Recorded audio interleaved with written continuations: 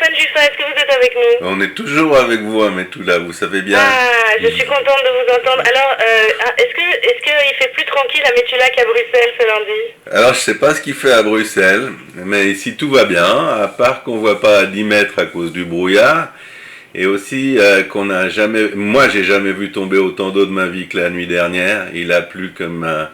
j'ai jamais imaginé que c'était possible, mais à part ces deux impondérables, tout va bien, Anne-Sophie. Alors, vous avez tenu pour ce lundi 20 janvier à revenir sur la nouvelle parue il y a une dizaine de jours concernant la mise au point par Israël d'un système d'interception de missiles au laser. Alors, pour quelles raisons et de quoi s'agit-il exactement, Stéphane? Anne-Sophie, c'est parce qu'il me semble que personne n'a vraiment saisi l'importance de cette annonce. En fait, c'est exactement comme si on nous avait averti qu'Israël s'apprêtait à lancer une fusée sur Mars en 2021. Rien de moins. On va expliquer pourquoi. Alors oui, effectivement, vous avez la phrase chaude qui donne envie évidemment d'écouter la suite. L'establishment israélien de la défense a annoncé que le système au laser, ce fameux système, sera déployé dans 1 an et demi. Alors, qu'est-ce que ça signifie, Stéphane? Est-ce que ça veut dire qu'il est presque fini? Est-ce qu'il est presque prêt? En matière de développement de technologie, annoncer qu'une arme sera déployée sur le terrain dans 1 an et demi, Anne-Sophie, ça équivaut pratiquement à dire en effet qu'elle est prête. Ça signifie que la technologie a été développée et testée et que des prototypes existent et que les essais de l'arme elle-même sont sur le point de commencer. Je pense d'ailleurs qu'elles ont déjà commencé. 1 an et demi, c'est à peine le temps d'une mise au point. C'est comme si elle était prête en fait. Alors, est-ce que ce système ne fera-t-il pas double emploi avec le dôme de fer, puisqu'on pensait que le dôme de fer, on l'a souvent dit d'ailleurs, on lui doit beaucoup, était le nec plus ultra dans l'interception de roquettes, de mortiers, de drones, d'obus. Alors, qu'est-ce que ce fameux système d'interception de missiles au laser apportera de plus? Ouais, le dôme de fer, c'est vraiment le nec plus ultra dans ces domaines. Hein.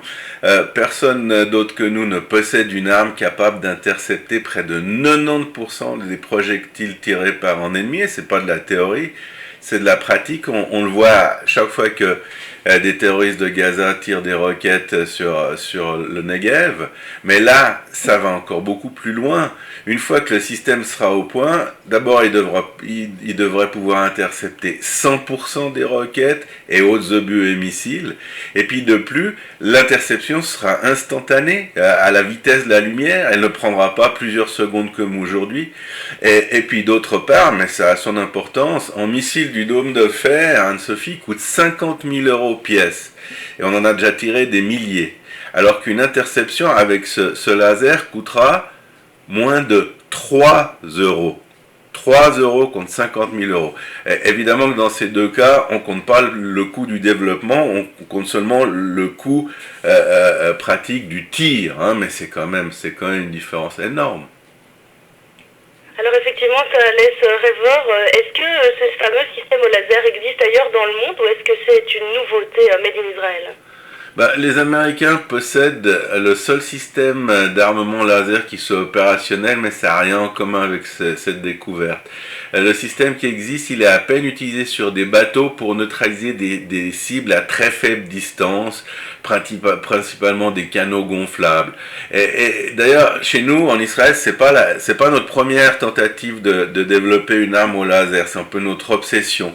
Il y a déjà plus de 30 ans, on avait conçu et même déployé une arme qu'on appelait le Nautilus sur la frontière avec le Liban, tout près de la rédaction depuis laquelle je vous parle, mais ça avait été une catastrophe. Il fallait des sources d'électricité énormes et la recharge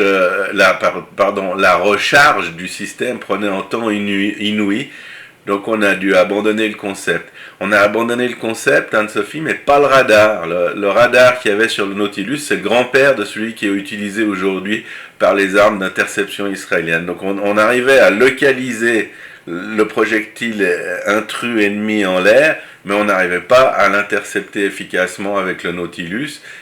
Ça a donné le dôme de fer et maintenant il semble ce nouveau système. Et qu'est-ce que les Israéliens ont donc trouvé que les autres ne connaissaient pas encore, Stéphane? Évidemment, le laser existe, on ne l'a pas inventé, mais dans l'interception d'objets, il se heurtait à des problèmes qui semblaient jusqu'à maintenant insupportables. On butait principalement, notamment sur la stabilisation des faisceaux sur la distance. Donc la distance, elle modifiait l'orientation des faisceaux, et également sur la façon de se mesurer à l'instabilité atmosphérique. Les orages, les changements de vent, etc. faisaient dévier les faisceaux. Et il semble que des savants israéliens aient trouvé la solution il y a environ un an et demi de cela. Et alors, Stéphane, si cette nouvelle arme fonctionne, ce serait en quelque sorte une révolution dans le monde de la défense. Concrètement, qu'est-ce que cela va-t-il changer ? Ouais, le ministère de la Défense est en train de dire qu'il met au point un remplaçant du dôme de fer, mais comme on vient de voir, cette arme existe pratiquement. Si elle fonctionne, après adaptation bien sûr, eh ben, elle remplacera la plupart des armes utilisées dans le monde, y compris le Chetz, évidemment. Et cela signifie, et il faut bien entendre ce que je vais dire là, hein, il n'y aura plus de missiles installés sur les avions, il n'y aura plus de canons sur les chars, il n'y aura plus de fusils, il n'y aura même plus de pistolets à la ceinture des gendarmes. Tout sera remplacé par ce laser. Alors, le ministère israélien de la Défense parle de remplacer le dôme de fer, mais pourquoi pas la fronde de David et même le Ketz ? Bah, je viens de le dire, le Chetz. Le Chetz, pardon. Ouais, donc les radars existent, et si on a la possibilité de réaliser cette annonce, c'est-à-dire d'avoir quelque chose d'opérationnel dans un an et demi, c'est non seulement toutes ces armes qui seront remplacées, on n'aura plus de projectiles pour intercepter d'autres projectiles, on n'aura plus de projectiles pour attaquer une autre armée, on n'aura que ce système au laser, il suffira de l'étendre, de le développer, et puis ça va faire irruption évidemment dans notre vie civile, pas uniquement militaire. Oui, j'allais vous demander, on sait évidemment que quand il y a des grandes avancées sur le plan militaire, généralement dans les années qui suivent, eh bien la population civile peut également en bénéficier. Quelles seraient les applications le cas échéant ? Ouais, partout, vous avez totalement raison, Anne-Sophie. Bah, c'est tellement énorme, je dirais qu'on passerait simplement de l'ère actuelle à celle de la science-fiction. On va entrer dans un film, ça va tout modifier. Ça va modifier la médecine, le transport, les communications. Absolument tous les domaines sont concernés quand on pourra matérialiser un faisceau laser qui est capable de détruire, de bouger quelque chose à distance. C'est dans l'interception, c'est dans la propulsion, c'est dans tout. On va entrer dans les films qu'on regarde aujourd'hui à la télévision, et pour le bien de l'humanité. Donc on va passer d'une arme à des applications extraordinaires qu'il nous faudra une émission de 2 heures simplement pour faire la liste. Alors l'implication économique pourrait également être extrêmement avantageuse pour Israël ? Ouais, c'est évident, hein. Ça suffirait pour faire de nous un pays riche.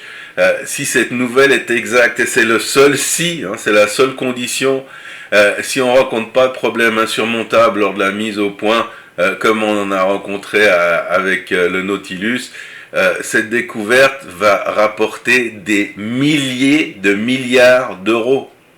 Elle va simplement changer la face du monde, et bien sûr des brevets sont en train d'être déposés, et les retombées existeraient sur Israël. Ce serait pour Israël une manne qui serait supérieure au pétrole pour les pays arabes. C'est vraiment une nouveauté, une révolution technologique qui changerait le monde, hein, Sophie. C'est pour ça que je pensais qu'il fallait y revenir, et on va encore revenir dessus, bien entendu, dans les semaines et les mois qui viennent. Et d'habitude, les militaires sont sérieux, particulièrement les militaires israéliens, et si ils ont pris le risque de dévoiler un système qui fonctionne dans une année et demie, ça signifie qu'on est entré de plein pied dans cette nouvelle ère, et ça signifie qu'à partir de dans une année et demie, disons que si ça prend quelques retards dans 2 ans, dans une période qui va à partir de maintenant entre 2 et 5 ans, on va voir notre vie complètement changer grâce à cette annonce et grâce à cette technologie. C'est exactement le point que je voulais faire ce matin, Anne-Sophie. On sent votre optimisme, Stéphane Juffin. Merci beaucoup de cette bonne nouvelle. On peut faire aussi un journal des bonnes nouvelles du lundi. Je vous souhaite une excellente semaine. À vous aussi à Bruxelles et dans toute la Belgique.